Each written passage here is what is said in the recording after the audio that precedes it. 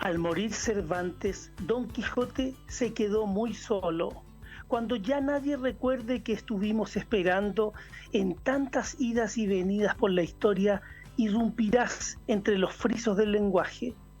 Alticidoras siempre habrá para el que sueña un mundo más allá del blanco y negro.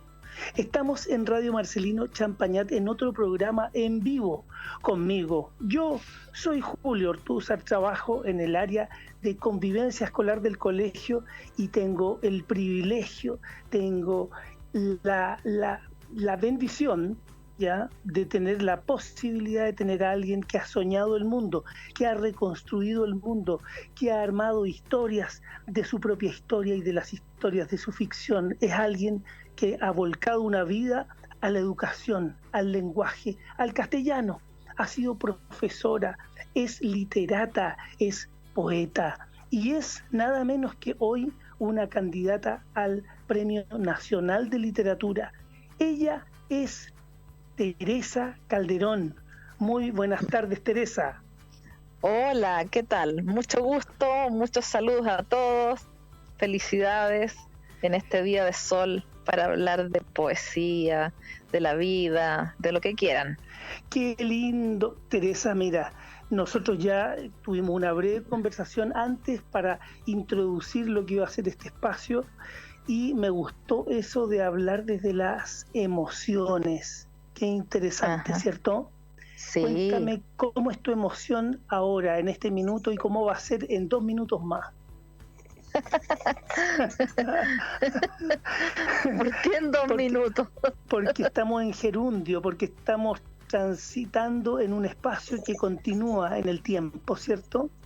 Ajá. Y no sabemos qué va a pasar, pero estamos construyendo este presente maravilloso con la poesía, ¿o no? Sí, así es.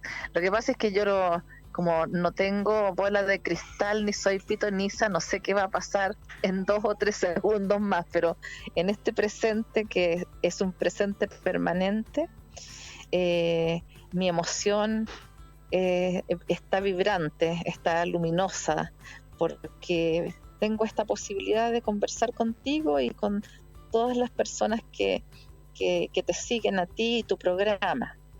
Mira, yo no soy nadie, es la radio, es la inspiración de esta señal espiritual de Marcelino Champañat que nos ilumina para educar, para abrir el corazón, abrir las mentes, y estás tú, que eres una candidata a un premio tan importante en Chile. Cuéntanos de eso, por favor. Sí, la verdad es que a mí me sorprende. Yo el hecho de ser nominada ya me hace sentir ganadora porque es un premio que se da a una trayectoria. No es un premio por un libro, no es un concurso.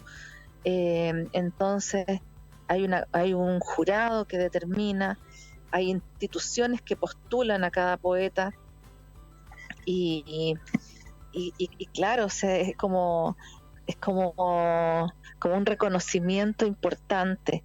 Y bueno, esta es mi segunda vez que me postulan. Puede ser que tenga que esperar una tercera y cuarta, pero también puede ser que pase algo. Pero la verdad es que yo creo que todos los poetas que estamos nominados, bueno, además somos todos muy amigos, nos valoramos en nuestros distintos estilos literarios, en nuestras distintas estrategias para trabajar con el lenguaje, pero parece que este año tiene que ser necesariamente entregado a una mujer porque no lo ha obtenido ninguna mujer después de Gabriela Mistral. ¿Te das cuenta? Uf, eso sí que lo encuentro denso, porque eso es una responsabilidad enorme. Sí. Y además es un privilegio. Pero, sí. Oye, pero dicen por ahí, o yo escuché o leí, no sé si lo dijo Noam Chomsky, no sé, algún tipo así, que el lenguaje es de todos y no es de nadie. ¿Cómo es eso? Claro, porque el lenguaje en realidad es un espacio, es la habitación del ser. Nosotros vivimos en el lenguaje, somos seres de habla.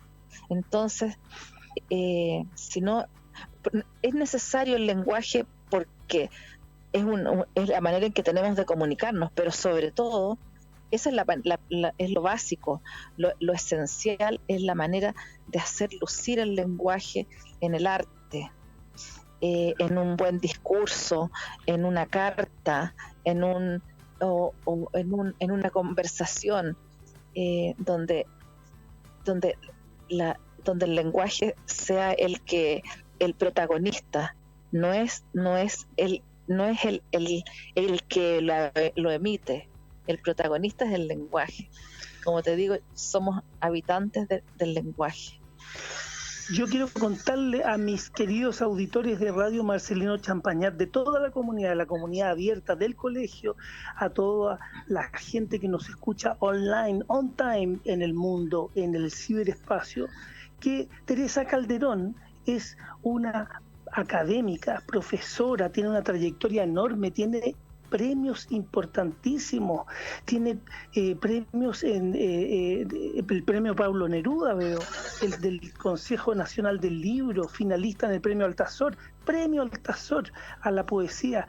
Teresa, pucha, a mí me da vergüenza estar con alguien que tiene tanto pedigrí. Por favor. No soy nadie. Mira, lo que pasa es que también uno tiene esta idea de que el lenguaje, como la gente que escribe bien, no sé, uno lo veía en el colegio, así, pucha, tenía un don natural y uno hacía un esfuerzo y le decían lea, y a mí me costaba tanto leer. ¿Y por qué hay gente que le cuesta tanto? ¿Y cómo podemos reencantarnos con la palabra, con la lectura? ¿Qué podemos hacer? ¿Qué podemos hacer? Danos pistas. Oh, sí, mira, en estos tiempos es muy normal encontrar gente, sobre todo jóvenes, que dicen que no les interesa leer, no les interesa la lectura, pero que no les gusta escribir, pero la verdad es que nosotros, como te decía, somos seres de habla. Por lo tanto, todo lo que nosotros queremos decir, lo tenemos que decir mediante las palabras, ya sea oral o escrito. Entonces, yo cuando hacía clases en colegios, por ejemplo, mis pruebas nunca eran como de detalles, como típico, qué pasó, de qué color era el vestido, ¿Aló? qué hora indicaba el reloj, no, nada de eso. ¿Aló? Sí, no, es que estaba verificando. ¿Aló? Porque, ¿sí? ¿Me escucha? Ya, entonces, sí, ¿sigo? Sí, ya. Sí, dale, Tere, dale. A mí lo que me interesaba era ponerlos ponerlos como participantes de la historia que se había leído. Entonces, ¿qué harías tú en este momento si el personaje te enfrenta y te dice tal o cual cosa? Que era, por supuesto, algo sacado del mismo libro. Ya. Toma una pregunta, hazte una pregunta y respóndela sobre el libro. Pero antes yo preparaba las pruebas con ellos. Entonces yo les iba leyendo en la lectura mensual, les iba leyendo 1 hora a la semana, les leía y les iba contando la historia. Entonces ellos me iban siguiendo. Para la próxima clase tienen que traer leída hasta la página 20 y ahí conversábamos. El asunto era conversar del libro, por lo tanto la prueba era un trámite, porque ya yo sabía quiénes habían leído y quiénes no. Entonces no es como llegar y decir, esta es la lista de libros, y yo bueno, conozco a los jóvenes y sé que ellos leen resúmenes en El Rincón del Vago y todo eso, pero es un resumen, no son las palabras del escritor, no son las voces de los personajes, no es la emoción del poeta, del poema que hace vibrar a través de, aunque sea de una línea, de un verso, de una imagen.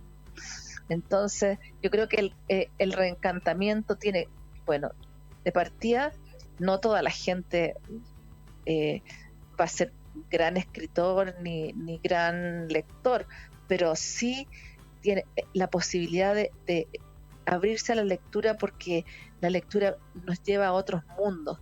O sea, yo siempre digo que nunca, yo nunca soy la misma después de haber leído un libro, porque entro como soy y salgo distinta, porque salgo habitada por los personajes, por la acción, y me siento privilegiada de haber estado viviendo en otro mundo durante algunas horas. Incluso hay libros que yo no los quiero terminar de leer porque no quiero abandonar ese mundo. Es loco, pero hace 3 años que tengo La Montaña Mágica, que es un libro muy bueno. De Thomas Mann. Claro, de Thomas Mann, sí. Y las 100 últimas páginas no las quiero leer. Y a veces tomo el libro, lo miro, lo vuelvo a abrir, leo un poquitito y voy avanzando de a poco. Y yo digo, no quiero, porque si cuando esto termine, se va, es como si se terminara, como si se me muriera un pariente. Como, es tan mío, tan... es algo que es difícil de explicar, pero es así, eso me pasa. Y es como bueno, lo soltar otro un es que hijo. yo también, exacto.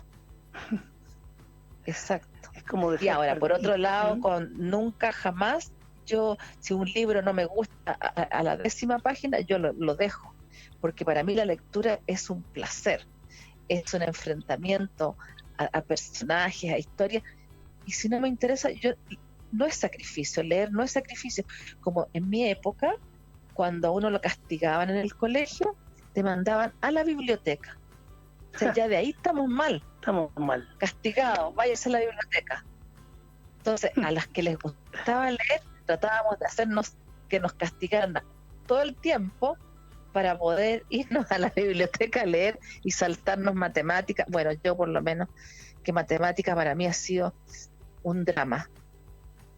Sí. No. Para ahí mí lo fue. Lo que más quisiera haber podido aprender. Yo sueño. Pero súper difícil para mí. Claro, yo sueño, por ejemplo, con la profesora matemática en que esas que daban 4 ejercicios y que yo iba en el segundo ejercicio y tocaba la campana y había que entregar. Claro. Eso no lo he podido resolver. Está inconcluso. Oye, eso que dijiste de no querer terminar un libro me parece fascinante, me parece un acto poético eso de decir, este libro no lo voy a dejar partir, es interminable, no quiero que se llegue este último momento. Pero yo quiero preguntarte de dónde nace...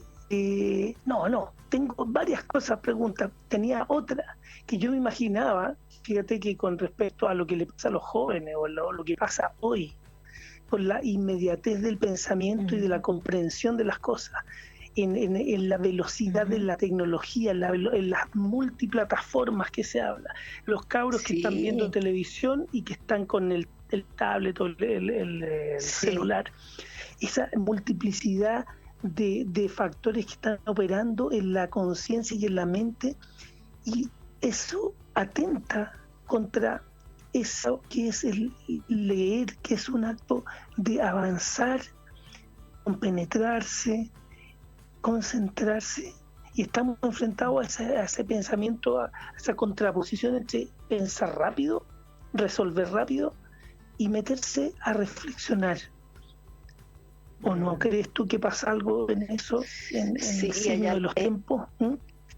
Sí, es muy, muy complejo porque somos nosotros los que tenemos que intentar entrar en ese mundo y que sea otro espacio junto a la tablet, al televisor, a los chats.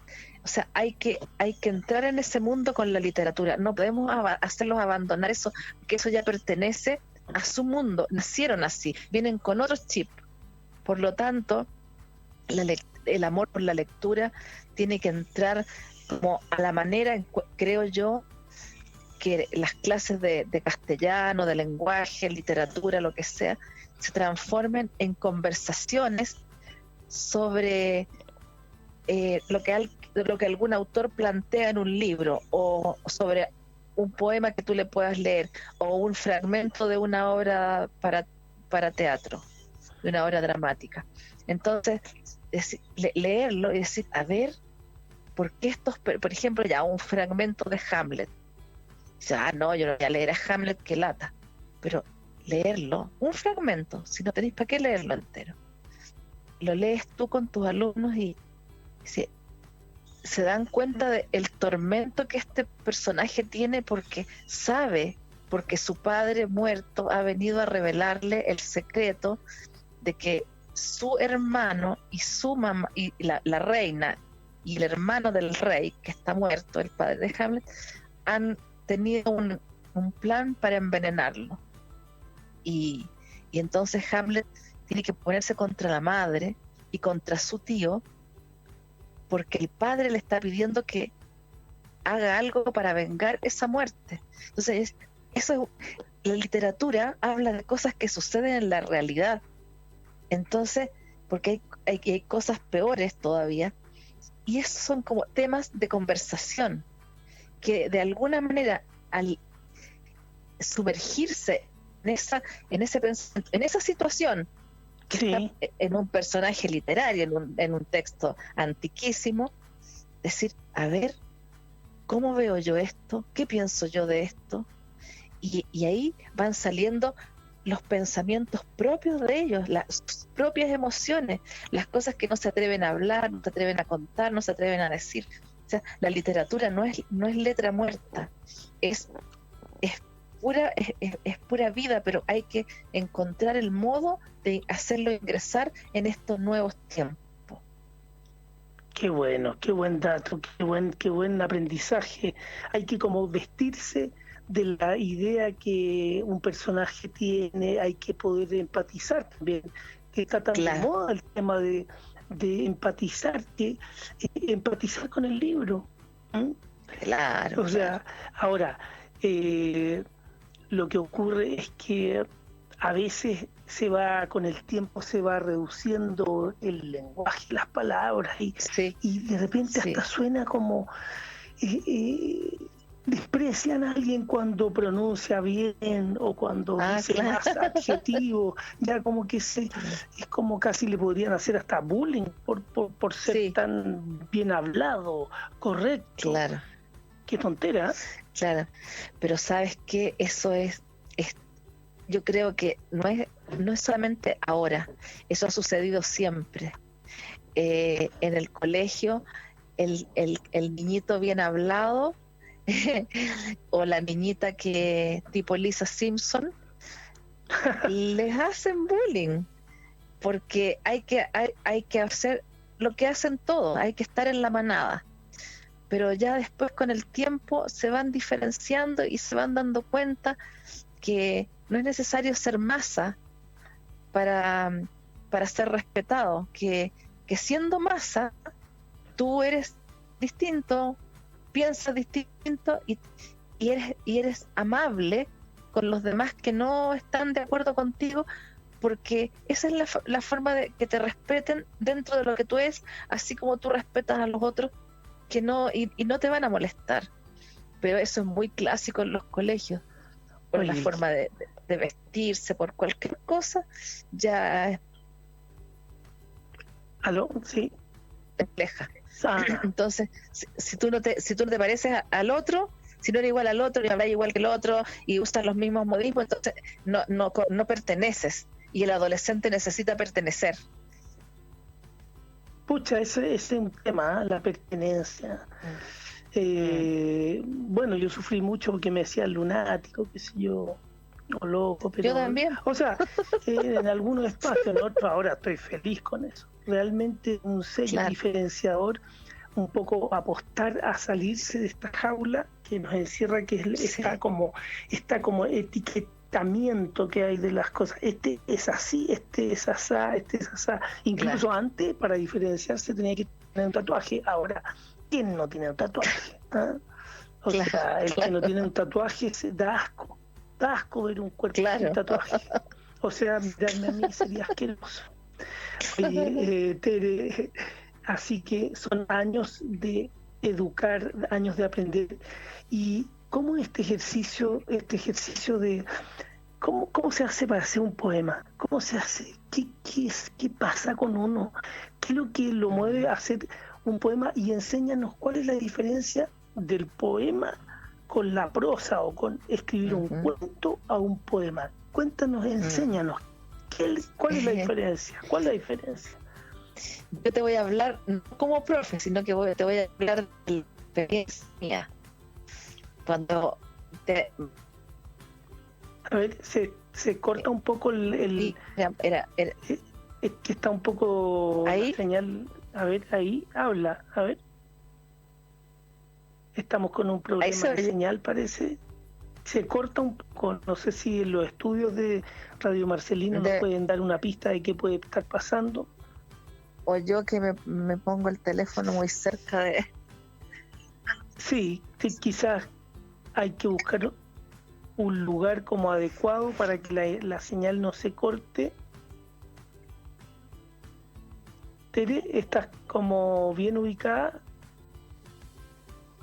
Estamos en Radio Marcelino Champañat al aire con Teresa Calderón. Ahora sí. Bien. ¿Se oye bien? Parece. Sí. Súper bien. Es que me puse los fonos y ya queda todo arreglado. Espérate, voy a hacer como una comentario hacia la radio para que nos contextualicemos. Estamos con Teresa Calderón.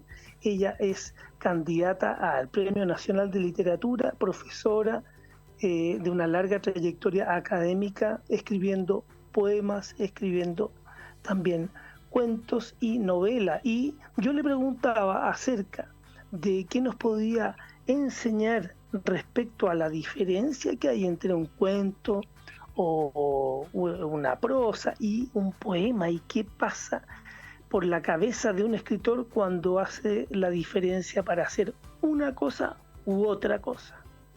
Uh-huh. Sí, yo decía que no voy a responder no como profesora, sino que como desde mi experiencia en la escritura en los diversos géneros.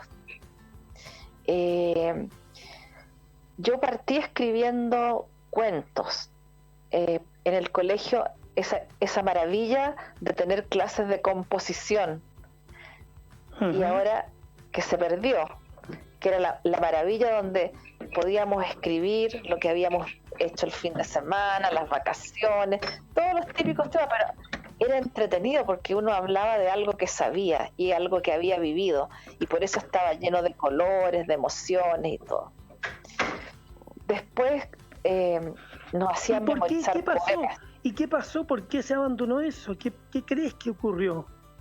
No, porque los exabruptos de los ministerios de educación con sus reformas educacionales, claro, que van haciendo todo lo posible para alejar a los estudiantes del encuentro directo con la literatura, y se va produciendo el encuentro con el crítico. Lo que el crítico dice de la obra es lo que debo saber, no lo que dice la obra. Palabras rudas. ¿Mm? Pero yo lo he dicho, yo he estado en comisiones en el ministerio para las reformas y yo lo he dicho. Muy bien. Pero no hacen caso. Así que son duros de cabeza. Y lo otro que también es muy rudo y duro lo que te voy a decir, pero preséntame a alguien del Ministerio de Educación que está encargado de las reformas y de la selección de obra, etcétera, que me diga quién ha estado en una sala de clases una vez. Nadie. Así es de terrible. Bueno, en fin, la poesía y la prosa. El poema no espera que tú le cuentes una historia. El lector de poemas entra en un mundo que no es de este mundo, es otro espacio que que está en la mente de cada ser humano y en el corazón y en el alma, o no sé, en algún lugar que es el yo más íntimo. Ahí toca el poema. Y te toca con una palabra, te toca con un, como digo, con un verso, con una imagen, con un adjetivo, con lo que sea, pero te tocó. Si el poema no te dijo nada, no importa. No importa, vamos a otro, hasta encontrar el estilo de texto, de los temas que a ti te gustan, etcétera. Por eso la mediación del profesor es súper importante, porque nosotros tenemos 30 alumnos en una sala. A ver, ¿a quiénes les gusta leer? 3 levantan la mano. Ya. Y a los que les gustaría, ¿qué les gustaría encontrar en un libro? Entonces, historias de pirata, otro, historias de amor, o historias de no sé, de superhéroes, qué sé yo. Superhéroes, lo que quieran. Entonces, tú tenés que, ya, listo, hagamos un plan de lectura específico para ti que te gusta eso. Entonces, es como, los alumnos no son una multitud que tú vas a... Somos seres humanos, somos únicos e irrepetibles. Entonces necesitamos una atención especializada en todas las áreas, sobre todo en la literatura, porque de otra manera no vas a lograr hacer ese link con el estudiante que quiere o que empieza a encontrarse con el mundo de la literatura. Siempre un escritor te va a decir, a mí me marcó tal libro, y siempre va a tener que ver con el colegio o con el profesor que tuvieron. Entonces, bueno, el problema que tenemos para que ese tipo de educación se produzca, necesitamos que se reformule todo un sistema educativo que no da en el clavo con lo que este mundo nuevo, estos jóvenes de ahora, que son totalmente distintos y son maravillosos, porque los niños nacen con los dedos listos para el teclado del celular. Claro. Entonces hay que ver qué hacemos, cómo entrar. Y bueno, en todo caso, eso ya es algo que da para muy largo. En todo caso, lo del poema. Y por otro lado, la prosa, el cuento, la novela, las fábulas, las leyendas, todas las formas de prosa que conocemos, sobre todo los cuentos de ficción. Tú sabes que tienes que tener un personaje mínimo, o sea, 1 o 2 personajes máximo. Esos 2 personajes tienes que tenerlos muy pensados en tu cabeza. Tienes que tener una historia para esos personajes y un lugar donde se desarrolla la historia. Y en una página o en una página y media tú puedes contar una historia. Entonces todos pueden escribir cuentos. Lo que no pueden todos hacer es escribir poesía, porque la poesía es algo que se lleva, se nace poeta. El que quiere hacerse poeta se nota ¿qué está tratando? Que algo no es como que sea perfecto dibujante, si fuera escultor, un escultor perfecto de figuras de barro o de cualquier material. Son perfectos los poemas. No tienen ningún tipo, no tienen adjetivaciones de más, no tienen excesos ni reiteraciones, son impecables formalmente, pero no tienen el soplo de vida que tiene el verdadero poeta. Y ahí tú te das cuenta quién es poeta y quién no es poeta. ¿Tú has escuchado las batallas esas que se hacen rapeando y Sí. ¿La has escuchado? Sí. Claro, porque hay mucha poesía que es como espontánea y es popular, que si uno sabe, yo me acuerdo de eso, por ejemplo, frase, uno leía, Dios es mi copiloto, por ejemplo. Claro. Yo encontré un poema.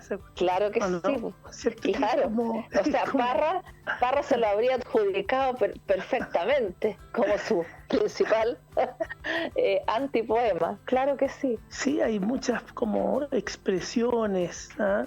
Y también la música toma mucha de la poesía, ¿cierto? Sí. Cuando uno ve Tú me dejaste caer, por ejemplo, si uno lo saca eso, de la melodía Tú me dejaste caer, uno le saca la melodía, Tú me dejaste caer, es súper poético. Es una imagen poética poderosísima, por supuesto. Es poderosa. Ahora, es bien sufriente porque uno no se debería dejar caer uno, ¿cierto? Claro. Uno se debería poder no dejar caer, ¿cierto? Bueno, eso que estás diciendo es lo que yo digo que hay que hacer cuando se enseña poesía o cuando se habla de poesía en clases.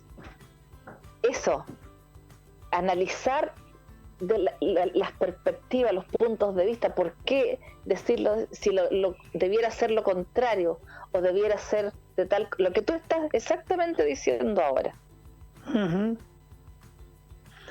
Es que yo tengo innato esta cosa como de buscar estas expresiones.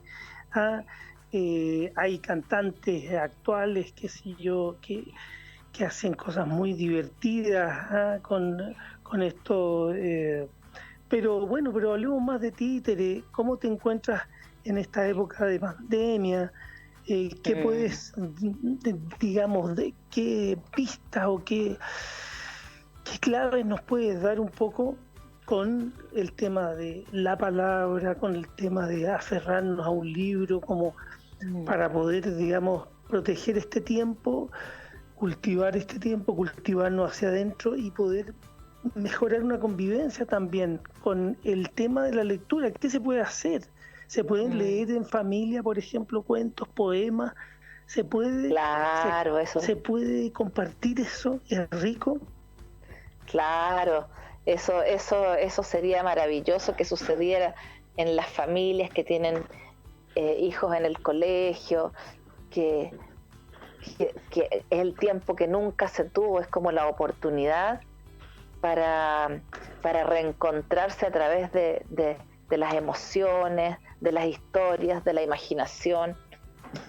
La mamá o el papá leer cuentos en voz alta, después pedirle a los niños que ellos elijan algo, que les lean y lo comenten, que lo conversen, pero si eso no se dio antes, no se va a dar ahora. No es algo que se vaya a dar solamente porque existe el tiempo para hacerlo. Desgraciadamente, si no se empezó esto en la infancia, en los primeros años de vida, que los niños tuvieron acceso a los libros o a escuchar a la mamá recitando poemas o al papá leyéndoles un cuento, eso podía ser en mis tiempos, cuando los niños entrábamos al colegio directo a kinder, no, ni kinder, primero, no sé qué curso era, pero tú el principal aprendizaje lo hacías en la casa, porque no había jardín infantil, no existía sala cuna, no existía nada de eso. Entonces la relación con la madre y con el padre era tan familiar y cercana, y si te tocaba una familia donde el libro era una pieza importante y clave, casi otro miembro de la familia, eras afortunado, así como las familias de músicos, las familias de, no sé, incluso las familias de políticos, de abogados, porque las cosas se dan, empiezan en la casa. Pero ahora, no hay que perder la esperanza, ¿cierto? No, en torcerle la mano al destino. Hay que hacerlo. ¿Ah? Ese es el desafío de los tiempos que vienen. Sí, porque también estaba, yo me acuerdo, un ejercicio que siempre era como el diario de vida, por ejemplo. Sí. Que el diario de vida, claro, es terrible porque siempre le robáis el diario de vida a la hermana. Claro. Y ahí quedaba la cagada, o sea, era tremendo, era una transgresión, y tenían, yo me acuerdo, tenían un candadito, ¿ah? Claro. Y el candadito se rompía, Sí. se abría y se vulneraba el espacio privado íntimo de la persona. Es terrible. Sí. ¿Ah? Terrible, terrible. Nosotras con mi hermana vivíamos abriéndonos los diarios de vida. O sea, de repente lo hacía ahí para que te lo abrieran. ¿Ah? Claro. Yo dejaba abierto cuando escribía, me daba ira contra mi mamá y decía, mi mamá es una bruja, y la dibujaba además montada en una escoba y decía, me hizo esto, lo otro y lo demás allá, y dejaba el candadito como semi abierto para que ella lo leyera. Yo quería que lo leyera. Eso, ¿viste? Dejaba. Claro. Tú eres hija de Alfonso Calderón, ¿cierto? Sí. Premio Nacional de Literatura. Pucha, sí. Yo, mira, ni siquiera quise mencionar al inicio de tu pedir y, digamos, de tu currículum este tema porque, pucha, uno de repente está a la sombra de alguien. ¿Cómo es esto de estar a la sombra, sobre todo la imagen paterna para una mujer? Entonces, la mujer que busca hoy en día, busca y, digamos, tener un sitial de autoridad, de igualdad y todo, y aparece la figura del padre de la postulante al Premio Nacional. ¿Cómo es la sombra del padre para Teresa? Es que la verdad es que mi papá, desde que nosotras éramos chicas, somos 3 mujeres, mi papá siempre quiso que nosotras fuéramos independientes, quería que nosotras fuéramos profesionales, que no tuviéramos que depender de un hombre, que no tuviéramos que, o sea, como que fomentaba mucho mi papá era machista, pero no con su hija. Con su hija no quería que a su hija le llegara un malvado así. Pero entonces, fue un visionario. Sí. Un visionario. Y se torció la mano a sí mismo porque tiene que haber sido un esfuerzo enorme el que hizo para intentar que nosotras fuéramos todo lo contrario de lo que él... o sea, mi mamá era como la figura de la mujer tradicional, de la que estaba en la casa, que hacía, él veía a los niños. Mi mamá en todo caso era una tremenda lectora desde el colegio. Ella había sido buena para escribir poesía, memorizar poemas y qué sé yo, y leer. Bueno, por eso se enamoró de mi papá, que era su profesor en el colegio. Él se encargó de seducirla en el colegio. Claro, ahí mi mamá cayó redondita la señora. Entonces, qué bonita esa historia. No, esa historia es maravillosa. Buena esa historia, me gusta. Sí. Esa está escrita, me imagino, ¿no? Está escrita, sí. Ya. Bueno, pero cuéntanos en todo caso, claro. Entonces mi papá se preocupaba, por ejemplo, de darnos lecturas a nosotras de acuerdo a la edad que teníamos. Entonces, a fin de mes, cuando le pagaban en el liceo en La Serena, él llegaba con libros para mi mamá, libros para nosotros, para cada una de nosotras, que él sabía el tipo de libros que me gustaban a mí, que le gustaban a mi hermana, etcétera. Entonces llegaba con el regalo perfecto. Mi papá nunca nos regaló muñecas ni juegos de cocinitas, de visita, nada, no, puros libros. Hasta el fin de sus días, el regalo que nosotros recibíamos de mi papá era un libro, el que él elegía para cada una de nosotras. Bueno, en todo caso, nunca nosotras nos sentimos porque mis hermanas también son escritoras. Pucha. Sí, es que es inevitable, es muy fuerte el gen. Es un gen. Sí. Entonces, y además el ejemplo en la casa, porque ahí todos leíamos y conversábamos sobre los libros. En la hora de almuerzo mi papá nos preguntaba, en qué página iba cada una en el libro, qué le parecía, y nosotros opinábamos y no nos dábamos cuenta que nos estaba haciendo una interrogación, no cachábamos, o sea, nosotros nos sentíamos dichosas porque nos estaba preocupada de ustedes. Claro, estaba preocupada de nosotros, que quería saber nuestras opiniones, y nosotras súper orgullosas de ser tomadas en cuenta en un tiempo que los niños no los tomaban en cuenta, no eran tomados en cuenta. Qué bonito. No, sí fue. Y bueno, entonces por eso es que cuando me preguntan estar a la sombra del padre, no, es estar al lado del padre. Mira. Y a mi papá fue algo muy emocionante. Mi segundo libro, ¿ya? Mi papá me lo prologó y dice cosas tan maravillosas y emocionantes como que se siente orgulloso de Teresa como su hija, y de Teresa como escritora, como poeta, y sobre todo de algunos poemas que le hubiera gustado escribirlos a él. Ya. Imagínate. Qué bonito. Sí. Claro. Así que nunca hubo eso. Además que las tres escribimos distintas temáticas, porque cada persona es distinta.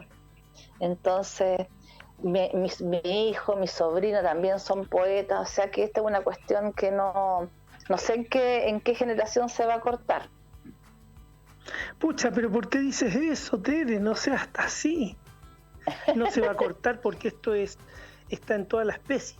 Justamente estamos contándolo a toda nuestra comunidad de La Pintana y del mundo, que la poesía es algo vivo, es un tesoro que sale de todas las personas y que está presente en el ecosistema, está presente en la ecología, está presente en las relaciones humanas, porque un acto poético, lo que es un acto poético, por ejemplo, cuéntanos qué es lo que es un acto poético, que puede ser algo simple, que podemos tener. Bueno, todo el solo hecho de respirar y salir y sentarse a tomar sol es un acto poético. Sí. Es tan acto poético como lo que hizo Hernán Miranda en la dictadura, que también está nominado al Premio Nacional ahora, un poeta de la generación del 60. Gran poeta, yo lo admiro mucho. El gran acto poético y contestatario de encerrarse en el zoológico, en una jaula de los monos, y puso hombre, animal humano, y fueron los periodistas, y fue algo muy, muy sorprendente para la época. Y él estaba sentado dentro de la jaula sin mono, solo él era el mono, con una máquina de escribir. Y ¡qué bonito! Eso fue una locura increíble y audaz, porque en esos tiempos tú hacías cualquier cosa y no pasaba, no pasaba así. Ni se entendía. Era claro, algo que estaba sobre la comprensión, digamos. ¿Ah? Pero igual era algo que que tú sabías que corrías riesgo. Sí. Oye, y así igual lo hacía. ¿Y tú has hecho actos poéticos, por ejemplo, durante la pandemia? Pero actos poéticos, ¿no? Así, no. Alguna cosa. O algunas veces se habla de actos psicomágicos, dice otro chileno famoso, Jodorowsky, que habla de ese tipo de cosas que tienen un carácter también de transformación personal a través de un acto, ¿cierto? Sí. No, mi hermana es la de los actos, de las, como ella lo llama, las, bueno, es algo muy psicomágico, pero no, mi hijo es el de las performances. Desde los 17 años con sus performances y sus lanzamientos de libros siempre han sido performáticos. ¡Qué bacán! Sí.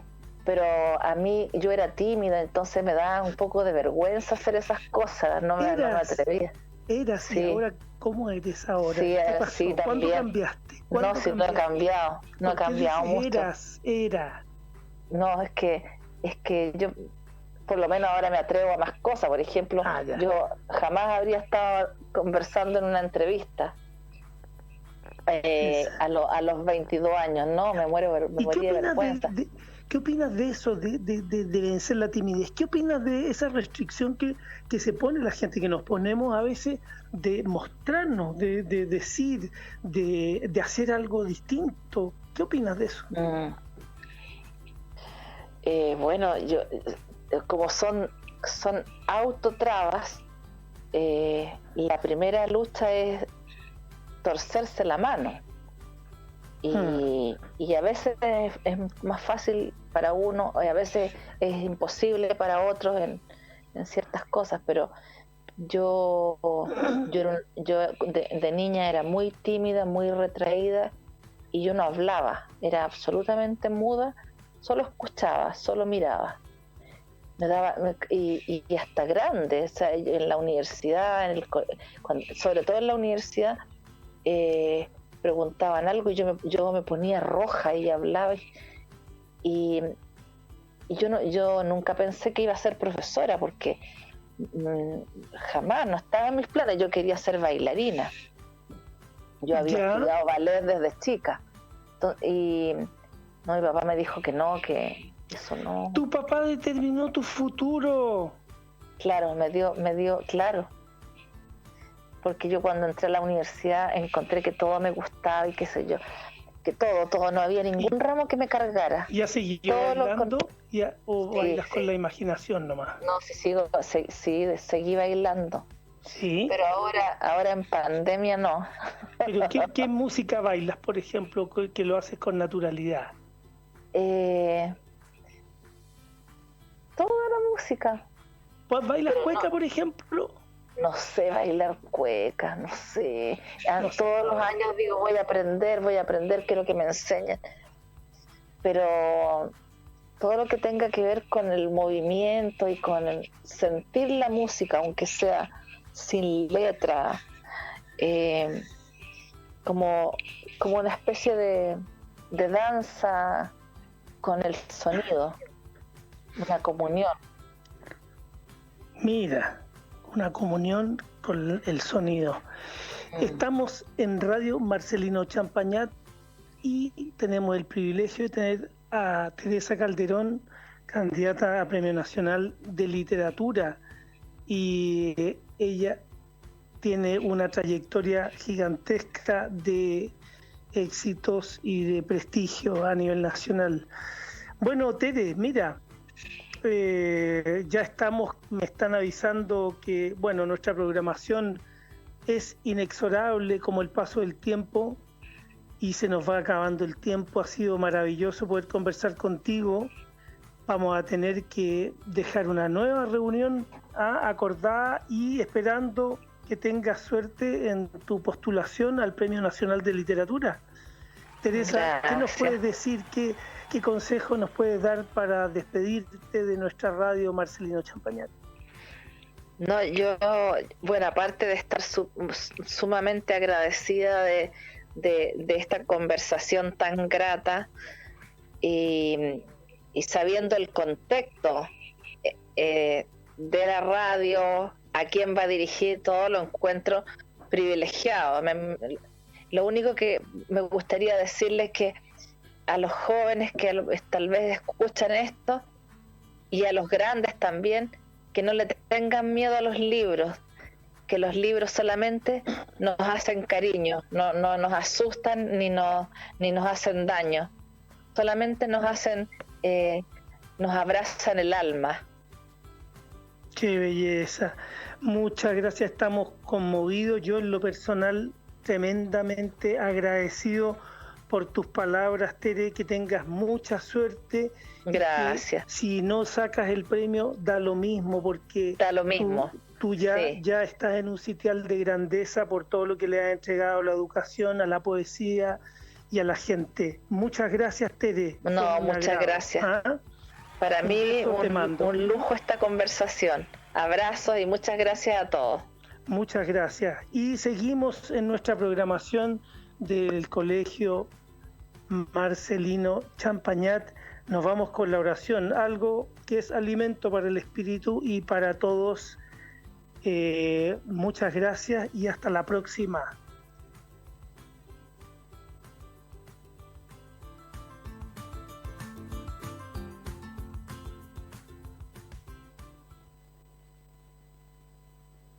Crecerá la verdad, crecerá.